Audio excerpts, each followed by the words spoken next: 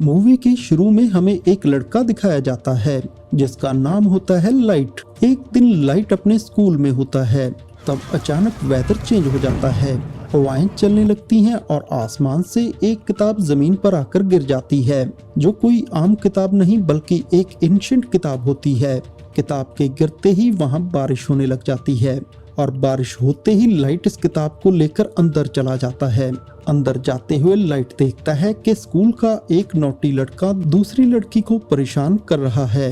Light उसे ऐसा करने से रोकता है, जबकि बदले में वो लड़का लाइट को पंच मार देता है और लाइट के साथ उसका बैग भी जमीन पर गिर जाता है और बैग के गिरते ही उसके अंदर से किताबें बाहर आ जाती हैं। पास खड़े टीचर को इन किताबों में से दूसरे स्टूडेंट के होमवर्क मिल जाते हैं। यहाँ पर लाइट का ये सीक्रेट रिवील होता है कि वो दूसरे स्टूडेंट का होमवर्क करता है। इस बात की पनिशमेंट देने के लिए लाइट को अकेले एक रूम में रखा जाता है। जब लाइट अकेला बैठा होता है तो उस किताब को खोलकर देखता है। उसे खोलते ही लाइट को काफी अजीब फील होता है। वहाँ पर अजीब चीजें होनी शुरू हो जाती हैं और लाइट एक ऐसी चीज को नोटिस करता है जो एक इंसान नहीं बल्कि अलग क्रिएचर था और वो शक्ल से काफी डरावना लग रहा था। लाइट उसे देख बहुत डर जाता है, लेकिन बाद में उसे सारी बात समझ आ जाती है कि ये कोई आम क्रिएचर नहीं बल्कि एंजल ऑफ डेथ है, यानी कि मौत का फरिश्ता, जो इस किताब का गार्डियन है। वो लाइट को इस किताब की रियलिटी बताता है कि ये क्या क्या कर सकती है। इस किताब के अंदर कुछ स्पेसिफिक नोट्स हैं जिनको डेथ नोट कहा जाता है। किताब की सबसे बड़ी बात यह है, इसके डेथ नोट पर जिसका भी नाम लिख दिया जाए तो वो मर जाएगा और किताब का मालिक किसी को अपनी पसंद के तरीके से मार सकता है, लेकिन ऐसा करने के लिए उसे कुछ रूल फॉलो करने होंगे। किसी का नाम इस किताब में लिखने की शर्त ये है कि ओनर को उस आदमी का ओरिजिनल नाम और फेस जरूर पता होना चाहिए और मौत का कोई ऐसा तरीका लिखा जाए जो हकीकत में हो। लाइट इस बात पर यकीन नहीं करता, लेकिन एंजल ऑफ डेथ लाइट को कहता है कि तुम्हें इस किताब को जरूर आजमाना चाहिए। तभी लाइट विंडो से उसी नौटी लड़के को देखता है जिसने लाइट को मारा था। एंजल ऑफ डेथ की बात मानकर लाइट उस किताब में उस लड़के का नाम लिख देता है और उसकी मौत का तरीका ये लिखता है कि उसका सर क्रश होगा। फिर हम बाहर का नजारा देखते हैं जो अचानक बदल जाता है। दो गाड़ियां आपस में टकरा जाती हैं। एक गाड़ी में लोहे की लैडर्स पड़ी होती हैं जिनसे उस लड़के का सर क्रश हो जाता है। सब देखने के बाद लाइट को भी यकीन आ जाता है, जो कुछ उसे एंजल ऑफ डेथ ने बताया है वो सब सच है। एंजल ऑफ डेथ लाइट को बताता है कि तुम इस किताब की मदद से बहुत कुछ कर सकते हो, लेकिन अगर तुम इस किताब को लेना नहीं चाहते तो मैं इसका मालिक किसी और को बना दूंगा। लेकिन लाइट उस किताब को लेकर घर आ जाता है। इसके बाद हम लाइट के फादर को देखते हैं जो एक डिटेक्टिव थे। अगले सीन में दिखाया जाता है कि कुछ साल पहले एक क्रिमिनल ने लाइट की मां का मर्डर कर दिया था, लेकिन वो क्रिमिनल सबूत न होने की वजह से खुला घूम रहा था। इस बात को लेकर लाइट हमेशा अपसेट रहता था। फिर लाइट को एक आइडिया आता है और वो उस क्रिमिनल का नाम उस डेथ नोट में लिख देता है। अगले सीन में उस क्रिमिनल को दिखाया जाता है जो अपने साथियों के साथ पार्टी कर रहा था। देखते ही देखते सबके सामने उसकी मौत हो जाती है। ये देख लाइट काफी खुश हो जाता है। फिर वो सोचता है कि इस किताब की पावर को अच्छे काम के लिए कैसे इस्तेमाल किया जाए। लाइट स्कूल में बैठा हुआ ये सोच ही रहा था, तभी उसके पास एक लड़की आती है जिसका नाम होता है मिया। मिया लाइट की बेस्ट फ्रेंड होती है। लाइट उसे अपना सीक्रेट बता देता है कि मुझे एक मिस्टीरियस बुक मिली है जिस पर किसी का भी नाम लिख दें तो वो मर जाएगा, लेकिन मिया इस बात पर यकीन नहीं करती। अपनी बात को प्रूफ करने के लिए लाइट मिया को लाइव न्यूज दिखाता है। न्यूज में एक किलर दिखाया जाता है। लाइट उसके बारे में डेथ नोट में लिख देता है कि एक गाड़ी उसे हिट करेगी जिसकी वजह से वो मर जाएगा। ये देख मिया काफी शॉक हो जाती है। अब मिया उसके साथ एक प्लान बनाती है कि अब हम एक बड़ी ताकत के मालिक हैं और इसकी मदद से हम बुरे लोगों को इस दुनिया से मिटा देंगे। ऐसा करने के लिए बुरे लोगों के नाम और चेहरे इंटरनेट से उनको मिल जाएंगे। इसलिए वो बुरे लोगों के नाम की लिस्ट बना लेते हैं और उनको मारने लगते हैं। यहाँ पर हम ये भी जानते हैं कि किताब का मालिक मरने वाले पर अपना कंट्रोल भी कर सकता है। लाइट ने अपने लिए एक नाम चुना था, वो था कीरा। जब लाइट किसी को मारता था तो वहाँ पर कीरा लिख देता था ताकि बुरे लोगों में इस नाम की दहशत फैल जाए। और देखते ही देखते पूरी दुनिया में ये खबर वायरल हो जाती है कि कीरा नाम का कोई सीरियल किलर आ गया है जो सबको मार रहा है। और कुछ लोग तो कीरा को सपोर्ट भी कर रहे थे कि ऐसे कम से कम बुरे लोग तो दुनिया से खत्म होंगे। आखिर था तो वो एक किलर, पुलिस भी उसे ढूंढना चाहती थी। फिर एक खास इंटेलिजेंट ऑफिसर को इस चीज के लिए हायर किया जाता है। उसका नाम होता है एल और वो हमेशा अपने फेस को कवर करके रखता था। उसका ओरिजिनल नाम कोई नहीं जानता था। लाइट और मिया अपने काम से काफी खुश थे। वो 400 से ज्यादा लोगों को मार चुके थे। एल एक कॉन्फ्रेंस में अनाउंस करता है कि किया सबके सामने आ जाओ। एल जो काफी स्मार्ट है वो इस केस को शुरुआत से देखता है। लाइट के फादर भी एक डिटेक्टिव थे। एल उनको भी अपने साथ मिला लेता है ताकि वो जल्द से जल्द कीरा तक पहुंच जाए। लाइट और मिया काफी वरीड हो जाती हैं। उन्होंने कभी नहीं सोचा था कि उनको पकड़ने की साजिश की जाएगी। अब तक तो वो मजे में थे, लेकिन एल ने उनकी टेंशन को बढ़ा दिया है। लाइट अपने फादर से पूछता है अगर कीरा को पकड़ लिया गया तो उसके साथ क्या किया जाएगा। लाइट के फादर कहते हैं कि आधे लोग कहेंगे कीरा को फांसी होनी चाहिए, आधे कहेंगे कीरा ने आखिर ये सब किया कैसे, इस बात पर रिसर्च की जाए। ये जानकर लाइट की टेंशन और ज्यादा बढ़ जाती है। वो सारी बात मिया को बताता है और कहता है कि हमें ये काम कुछ दिनों के लिए रोकना चाहिए। एल के शक के दायरे में बहुत लोग थे जिनमें लाइट भी शामिल था, क्योंकि वो अपने फादर के डेटा को इजीली एक्सेस कर सकता था। एल एक एजेंट को लाइट के पीछे लगा देता है। जब लाइट को इस बात का रियलाइज होता है तो वो खुद को नॉर्मल रखता है। किताब में लाइट का इंटरेस्ट कम होता देख मिया को काफी बुरा लगता है। ये सब करके मिया काफी एंजॉय कर रही थी। लाइट और मिया के लिए उनके रास्ते का पत्थर अब एल बन चुका है, लेकिन वो चाहकर भी एल को नहीं मार सकते। ना तो वो एल का ओरिजिनल नाम जानते हैं, ना ही उन्होंने एल की शक्ल देखी है, जो इस किताब का रूल था। लाइट और मिया इस बात पर डिस्कस कर रहे होते हैं। मिया कहती है इस किताब में तुमको उन सारे एजेंट के नाम लिख देने चाहिए जो कीरा को ढूंढ रहे हैं, ताकि बाकी के डिटेक्टिव डर जाएं और उसे ढूंढना बंद कर दें। लेकिन लाइट ऐसा कुछ नहीं करना चाहता था। वो इनोसेंट लोगों की जान नहीं लेना चाहता। दूसरी तरफ ये बात जंगल की आग की तरह फैल जाती है कि कीरा ने सिर्फ उन लोगों को अपना विक्टिम बनाया है जिनको टीवी पर दिखाया गया है। कीरा उन लोगों को नहीं मार सकता जिनका नाम नहीं जानता। अब उस पर शक ना आए इसलिए लाइट डिसाइड करता है कि वो कुछ दिनों के लिए लोगों को नहीं मारेगा। लेकिन सडनली एक इंसिडेंट हो जाता है।